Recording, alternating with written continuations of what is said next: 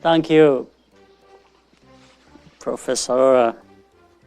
First of all, it is going to be difficult to defend what grade I should be given. But in any case, any grade for me is useful because it tells me something, and if it's a bad grade, I know I have to work harder, and if it's a good grade, still it means I have to sustain it. So I learn from whichever grade I get. But first of all, I want to say our situation, Rwanda's case, is a very complex one, but is full of lessons, not only for Rwandans, maybe for the rest of the world, and specifically for Africa. It shows what we are capable of in two ways. One, where we put ourselves, the tragedy of '94, the destruction that came with it. So it shows how human beings are capable of the worst things that they can also do for themselves. But 22 years down the road, it also shows what human beings are capable, coming from this background of a tragedy to a situation where not only comparison can be made between our situation with the normal situations, but also how, in fact, in some instances, Rwanda can provide examples to learn from across the world. If you look at the reforms we have carried out in many areas, Rwanda ranking in terms of doing business by global institutions among the top, competitiveness of our economy among the top, and consistently. And the growth of our economy that has been registered for the last 14 years between 7 and 8% every year. Women empowerment and participation in politics, in business, in decision making. 64% of our women representing the country in parliament, 40% in the cabinet, between 40 and 50 in the judiciary, in the local government, mayors, women. Education, we talked about quality, which is very important, but I think there is quality to it as well. But if you look at the enrollment rates for primary schools, secondary, and now into higher education, the figures speak for themselves. So normally in education, there are two problems. One, you have, it's the quantity. It's how many people are you able to educate? But it's also the quality indeed, too. Well, we have places where both are a problem. And in fact, we started from a point where both were a problem. So we have tackled one impressively, and that is the enrollment rate. The other we are now working on and investing in is the quality of education. So the put together, still we are in a good place if you compare with many other countries who, in fact, should be ahead of us, given where we have been and the situation we have had to manage. In health, universal coverage we have of our people, among the best you have in the world. Again, working on quality. It's not just about numbers, it's also about quality that has to accompany that. And that, again, is also registering a significant increase year in, year out. So, and let me touch something. I don't have to wait until maybe it comes by the way of questions. Rwanda, landlocked. In fact, I heard the roads being talked about. I don't know where it comes from that the roads are bad. Maybe it's just because somebody hasn't been to Rwanda. Or is talking about a story of 30 years ago. In fact, Rwanda has the best roads in our region. This is a fact. It's not, roads are things you see, so I'm not just creating anything. So in terms of infrastructure, the only thing we don't have is a railway, but we are in the process of building a railway, and we are working with the region. We have a master plan for the whole region to build a railway connecting Kenya, Uganda, Tanzania, Rwanda, and Burundi. That is already underway. But for roads, there is no comparison between our roads and the rest of the countries in the region. Not only that, in other kinds of infrastructure, we have laid fiber optic cable across the country that serves every corner of the country. In fact, being rolled out to connect schools, administrative centers, or border posts, the ones that the crossing points through which imports and exports move or trade. We have laid close to 4,000 kilometers of fiber across the country. The city of Kigali are now rolling out to other parts of the country, to other towns. We have 4G LTE working.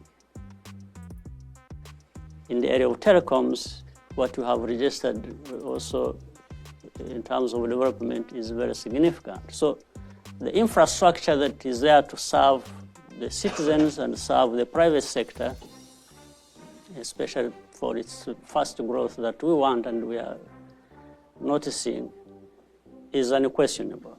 There's no doubt about that.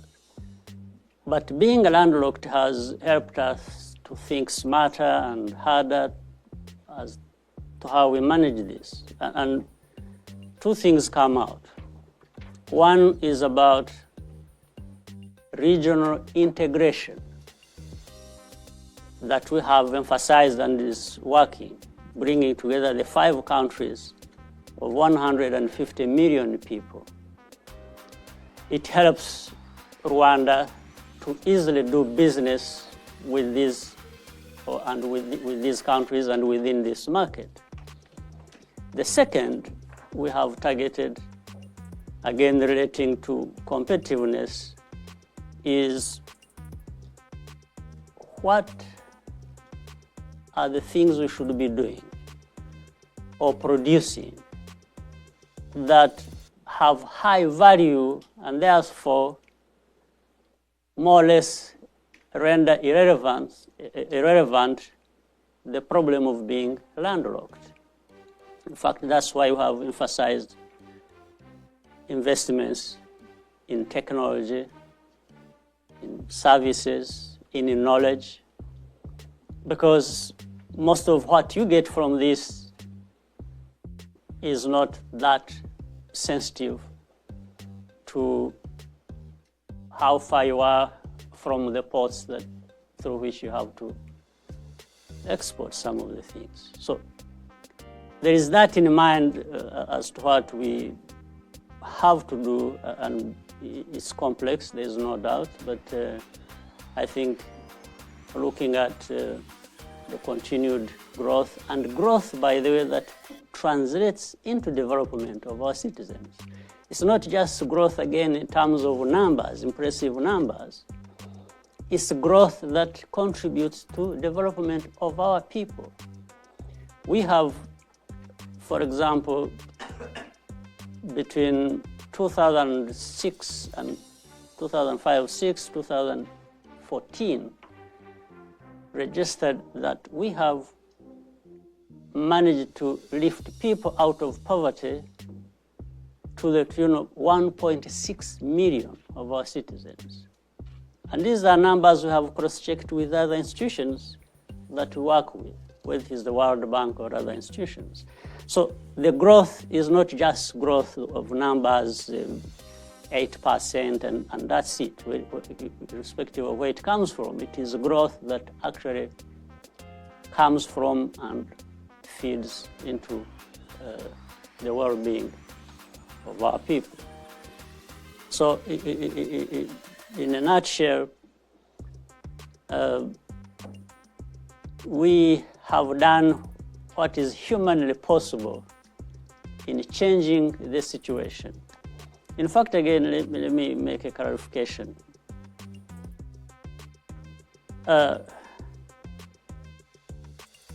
Even with the aid we have got, which has been very helpful, but we are not the only ones who get aid. There are many countries in the world that get aid. But how many make significant progress because they have been receiving aid? Therefore, you cannot qualify aid as being the one responsible for development or progress of people. It's also the people who receive it, how they put it to good use. So it cannot just be aid. It has to be those who receive aid, how do they use it? And if they use it to build the kind of foundations on which they should be able to stand on their own for their future well-being and development. So MDGs that were talked about, I was actually co-chair of the MDGs Commission from the beginning to the end, with the different other leaders. At one point, the Prime Minister of Spain, another, the Prime Minister of Australia, the last was the Prime Minister of Norway. I was, throughout the years, the co-chair of MDGs Commission. So from outside, there are things you get. But if you rely on what you get from the outside and don't do nothing from the inside, you are doomed. You won't make any progress. So MDGs were helpful as simply a framework and to guide us to things we need to do. But until you do those things, then you don't make any progress. So enough of defending my grades. I think I would just simply welcome any questions, and I'm always happy to be here. I'm happy to be back. I always find different faces, but always a pleasure. Thank you very much.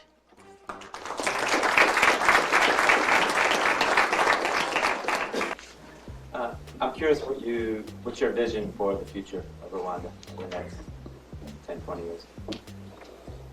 Well, the vision for the future is not divorced from the vision we have had. It's a continuation of the vision we have had. One, the vision we have had is really hinged on people, their well-being, their development, and then the rest are those things that enable us to be where we want to be. But the aim is to be a stable, secure country and prosperous.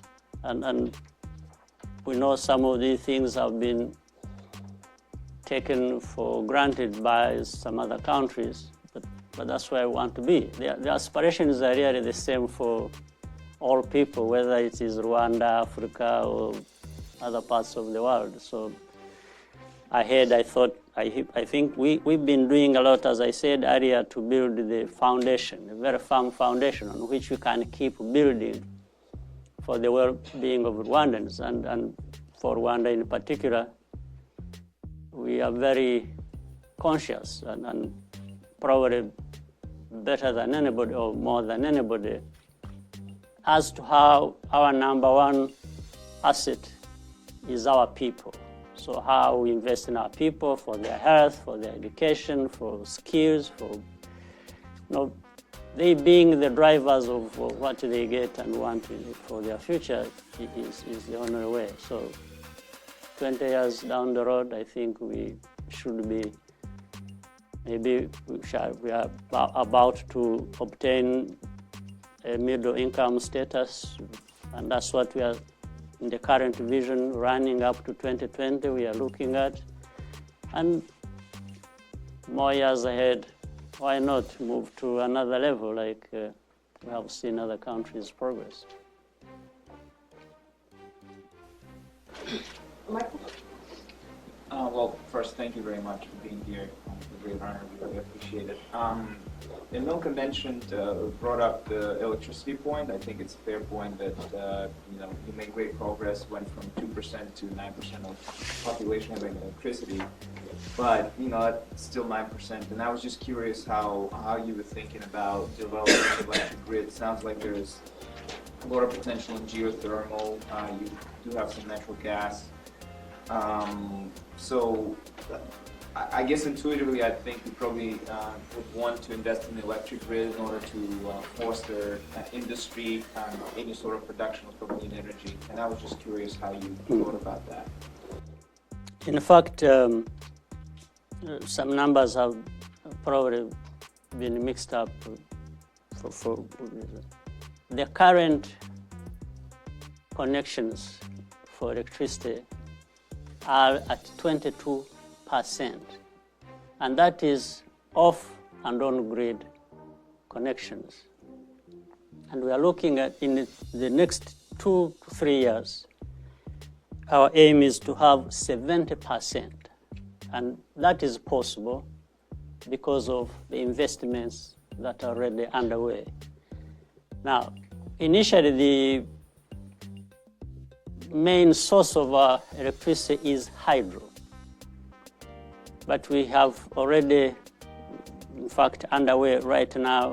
In fact, we have already, for example, 25 megawatts that has just been inaugurated from methane gas. Methane gas to power is something that has taken a bit of time because of the technology involved, but now it is proved that it has proved already that it is working. And we have methane gas under Lake Kivu. It's large amounts. It is 66 billion cubic meters. But at one point, you have only to exploit not more than 3 billion cubic meters, which can give us at any one time about between 700 and 800 megawatts. And this is for a very long time because the gas keeps regenerating itself.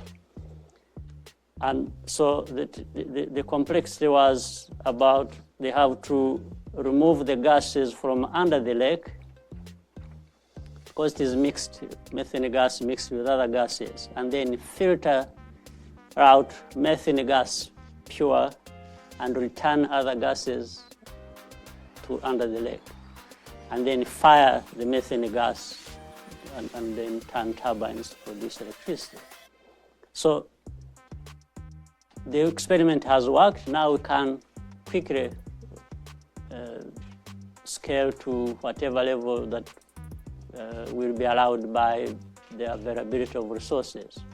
So we have that one. So in 3 years, 2 to 3 years, we should be having another like 300, 400 megawatts, adding to what we have. And that's why it is easy to connect the 70% of our population, and probably more in between 2 and 3 years. So it's hydro, it's geothermal, which can give us about 90 megawatts, and that is underway as well. And then methane, and we are having solar. Wind potential isn't quite good in Rwanda for some reason. I think it depends on which parts, but solar is going up. Look, I was wondering how your strategy kind of factored in the whole national identity building, and how important that was in kind of changing a lot of the programs that you came up with, at least in Rwanda.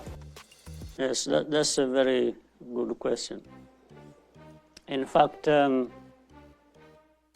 should quickly say what has helped us with the tragedy we talked about, or which the case talks about, and where we have come from, had its silver lining in a sense. It helped mobilize people, because simply there is no, even with the different sections of our population that were affected or had been, having problems of division and so on. After the tragedy, everyone took note that nobody benefited from it. Not a single family, not a single individual. Everybody lost, whichever side you were from. So there was compelling need for people now to get together and say unity of our people working together is the way forward for all of us. So that has helped to mobilize, the people, and everybody is engaged. And that's why even some of the programs actually we carry out are easier to implement in our case than probably in many other cases that you may think of. There is that unit of purpose. There is that understanding that we have a bad history, everybody suffered, and nobody doesn't want a good future. So good politics, mobilizing people to work together, good policies coming together, I think have given us what we are seeing as very good progress and sustainable. Hello. Yes. I come from Senegal, and so I was comparing Rwanda result with Senegal result, and I was really impressed by the result in education, where you were able to have 29 universities since from one in 1994. In Senegal, you have 10 universities. You have a long tradition of education and very strong support on that sector. So the success is impressive, and I guess there is some reason, underlying reason, very powerful underlying reason for that. And also, I thought that based on what is very specific to Rwanda compared to other African countries, we are both an Anglophone and a French country. I was wondering, do you see education as a sector in which you can become a hub of excellence for Africa, and that on which you can really be able to attract students from all African countries and build Yes. growth based on this sector? Sure. Yes, thank you. I mean, that is already happening in a number of ways. In fact, for example, Carnegie Mellon University has a campus in Rwanda, especially for master's level education, and mainly in computer science and so on. This is a program we developed with them and got support from the African Development Bank when we asked them to support it. And the whole idea was, again, to deal with the quality of education, and also it doesn't stop that our young people will continue to go abroad to study in very good universities that are there and so on. Certainly we want that to happen, that continues to happen. But we also wanted to make sure that we avail this quality institution as this one is, in fact, not only to serve Rwanda, but also to serve the region. In fact, the East African Community region has endorsed it as a center of excellence where most of their people will be coming to be educated and trained. So it's one of them. The other is Rwanda is now hosting the African Institute of Mathematical Sciences. It has, in fact, it has association with the Senegal again, as you rightly mentioned. In fact, there will be a conference in a couple of months, which I will be attending on that basis. So it's because of this. It used to be, the center used to be in South Africa. It has now relocated to Kigali, to Rwanda. But it's in that quest to create good institutions of higher learning as well as feed it from the bottom. And in the end, if this turns it into a hub, so be it, we'll be very happy. But our main focus is really make sure that our people, and together with other Africans who can also benefit from what we are benefiting from, is what we want to create.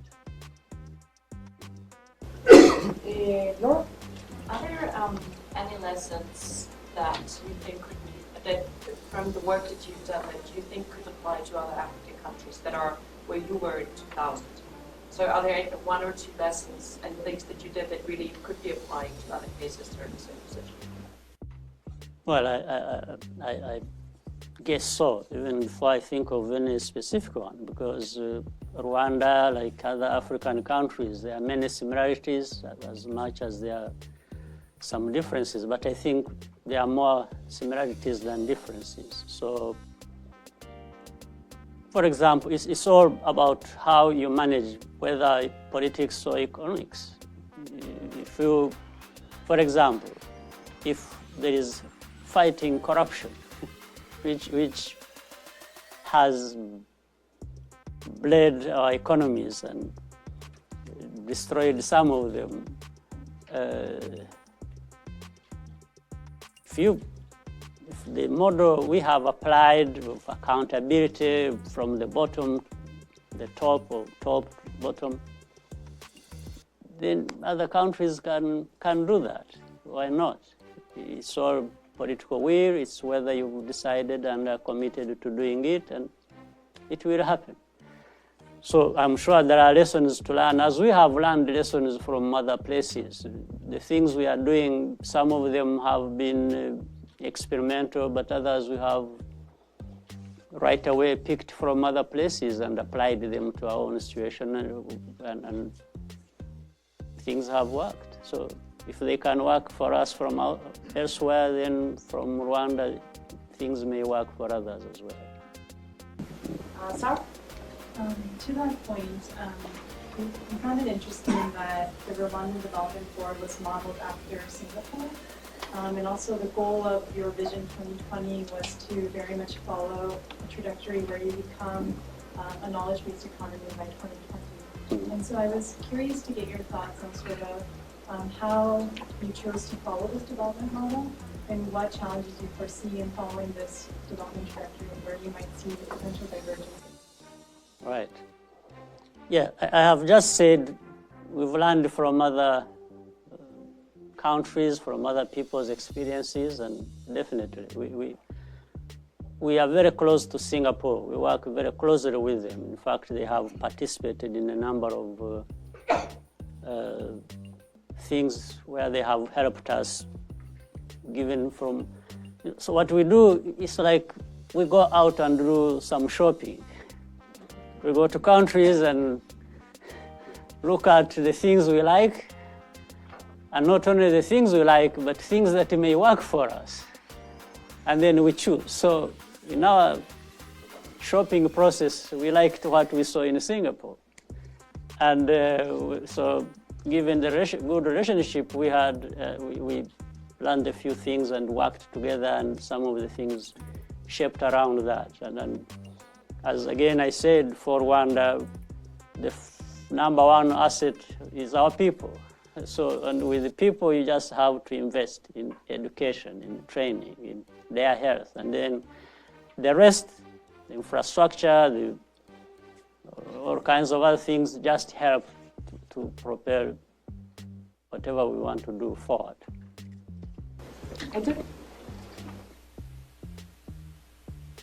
Mispronounce it? Etienne? Yes. E-T-G-E-N. Etienne. I was looking at one of the exhibits from our case, and of course that's in 2009, but looking at FDIs being just north of 1% of GDP, the stalling growth of exports between 04 and 09, and also seeing that the commercial lending rates have not really gone down below 16%, there will be a perceived sense that there's weakness in the private sector, especially towards export-oriented growth. How did your government and how did you actually manage to change it? It takes time. It has been happening over time.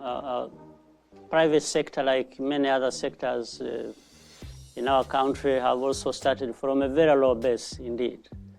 But we have benefited from more people being exposed, and now the private sector level of effectiveness in our economy has completely changed and has been growing over time. In fact, we have also been seeing more FDIs coming in.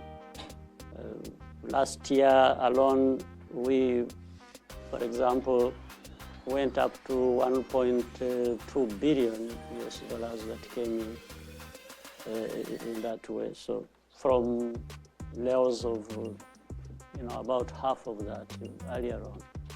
So it's a question of continued exposure, training, and we are seeing more people. In fact, fortunately also a big part of the investments in our country is also domestic. We are seeing more Rwandans making the kinds of investments we need themselves from their own resources or from wherever they get them. Let me get the last question. Let's make it count.